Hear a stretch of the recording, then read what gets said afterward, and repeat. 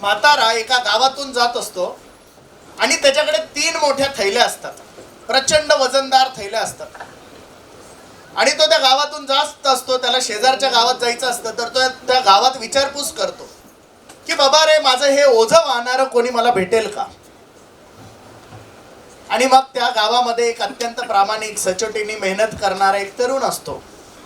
तो तरुण म्हणतो, बाबा मला जर काम दिलं तर मी ते करायला नक्की तयार आहे. तेव्हा तो म्हातारा म्हणतो की ठीक आहे, मी तुला 3 सोन्याचे नाणे देईल जर तू या 3 पैकी एक थैली घेऊन माझ्यासोबत बाजूच्या गावापर्यंत आला तर.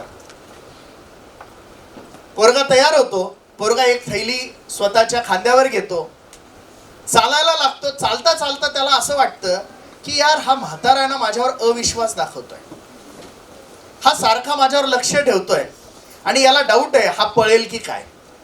तो मुलगा थांबतो आणि त्या म्हाताऱ्या आजोबाला विचारतो, बाबा काय प्रॉब्लेम काय, तुमचा माझ्यावर विश्वास नाही आहे का. ते म्हणे, विश्वास या जगात कोणावर ठेवू रे, त्याच्यामध्ये कास्याचे नाणे आहेत जे प्रचंड महागडे आहेत आणि ते तू घेऊन पळून तर जाणार नाहीस ना. तेव्हा तो मुलगा रिप्लाय देतो की नाही बाबा, मी फार प्रामाणिक काम करणारा व्यक्ती आहे, मला माझी मजुरी भेटली की मी खुश आहे, मला तुमचं काहीच नको. आणि तो मुलगा चालायला लागतो. त्याला विचार येतो की यार, एवढी नाणी आहेत, इतकं वजन आहे, घेऊन गेलो तर खरंच आपली मजा होऊन जाईल. पण त्याच्या मनातून येणारा एक प्रामाणिक आवाज त्याला हे करू देत नाही आणि तो चालत राहतो. पुढे गेल्यावरती एक नदी आडवी येते. मुलगा नदीतून चालायला लागतो तेव्हा म्हातारा त्याला आवाज देतो आणि म्हणतो, अरे बाळा थांब, माझं वय फार आहे, एवढे 2 वजनदार थैले घेऊन मी ही नदी क्रॉस करू शकणार नाही. एक अजून थैला जर तू माझ्याकडचा घेतला तर मी तुला अजून 3 सोन्याची नाणी देईल. मुलगा तयार होतो, म्हणतो ठीक आहे बाबा, मी घ्यायला तयार आहे. परत म्हातारा म्हणतो, पण हे घेऊन तू पळून तर जाणार नाहीस ना. तो मुलगा विचारतो, असं काय याच्यामध्ये की तुम्ही एवढा अविश्वास दाखवताय, मी तर प्रचंड प्रामाणिक आहे, मी तुम्हाला आधीच सांगितलंय. तेव्हा म्हातारा म्हणतो की अरे बाबा, याच्यात चांदीचे नाणे आहेत. मुलगा म्हणतो ठीक आहे, मी तर काही पळणार नाहीये, तुम्ही द्या माझ्याकडे. दुसरा थैला मुलगा घेतो. नदी पार करतात. एक थैला आजोबाकडे आहे, 2 थैले मुलाकडे. नदी पार करताना मुलाला बऱ्याचदा विचार येतो, मी जर हे घेऊन पळालो तर या म्हाताऱ्याला तर मी सापडणारही नाही, हा कसा माझ्या मागे लागणार आहे. पण त्याचा प्रामाणिकपणा असतो, तो काही ते करत नाही. पुढे गेल्यावरती एक डोंगर येतो. म्हातारा थांबतो, मुलगा मागे वळून बघतो, आजोबा थांबलेत. तो परत येतो, म्हणतो बाबा काय झालं. म्हातारा म्हणतो की यार, माझं वय फार झालंय, 3रा थैला मी काही वर नेऊ शकणार नाही, तू जर हा पण थैला घेतलास तर मी तुला अजून 3 सोन्याचे नाणे देईल, पण तू पळून तर जाणार नाहीस ना. मुलगा चिडतो आणि म्हणतो, बाबा किती वेळ सांगायचं तुम्हाला, मी प्रचंड प्रामाणिक आहे, मी मेहनतीने कष्ट करून पैसे कमवतो, जर मला पळूनच जायचं असतं तर मी पहिल्याच पिशवीला पळून गेलो असतो, इथपर्यंत आलोच नसतो. ते म्हणता नाही रे बाळा, कारण या 3ऱ्या थैल्यात सोन्याचे नाणे आहेत.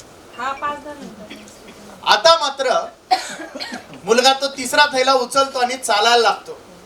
आता त्याच्या डोक्यात विचार सुरू होता, तसाही हा म्हातारा आहे, याला एवढ्या पैशांचं काम तरी काय, याच्या आयुष्यात तर यांनी सगळं जगलंय, पण माझं तर आयुष्य बाकी आहे ना. मला चांगली मुलगी भेटेल लग्नाला, माझं चांगलं आयुष्य होईल. आणि हे विचार त्याच्या डोक्यात थांबत नाही आणि प्रामाणिक असलेला तो तरुण ते 3ही थैल्या घेऊन पळतो. आता म्हातारा तर काही त्याचा पाठलाग करू शकणार नव्हता. हा तरुण थांबत नाही, थेट घरी जातो. घरी जातो, पहिला थैला उघडतो, त्याच्यामध्ये सगळे दगड भरलेले असतात. त्याला राग येतो. त्याला वाटतं परीक्षा घेण्यासाठी पहिल्यात दगड ठेवले असतील, दुसऱ्यात काहीतरी असेल. दुसरा उघडतो, त्याच्यातही दगड आहेत. 3रा उघडतो, त्यातही दगड निघतात. परंतु 3ऱ्या थैल्यामध्ये एक पत्र लिहिलेलं असतं आणि त्या पत्रात हे लिहिलेलं असतं की मित्रा, मी या राज्याचा राजा आहे, परंतु मला मुलगा नाही, मला या राज्यासाठी एक प्रामाणिक वारस हवा आहे आणि म्हणून मी हे सगळे केलंय. जर तू हे थैले घेऊन पळालेला नसशील तर राजमुकुट तुझा आहे, आणि जर तू पळालेला असशील तर तुझ्या हातून राजमुकुट गेलेला आहे. आपल्या आयुष्यात सुद्धा आपले पालक आपल्याला हे 3 थैले देत असतात. एक, मोबाईल. पहिल्यांदा पालक मोबाईल देतात, मुलाला विचारतात वाईट वापर तर नाही करणार ना. मुलगा म्हणतो नाही नाही पप्पा, मी कसा वाईट वापर करणार आहे, मला फक्त लेक्चर तर करायचे, आणि तुम्हाला माहिती आहे ना मी किती प्रामाणिक आहे. दुसरा थैला असतो गाडी. पालक विचारतात क्लासेसलाच जायचंय ना तुला. मुलगा म्हणतो मग माझा क्लासला रिक्षाने जाण्या येण्यात किती वेळ वाया जातो.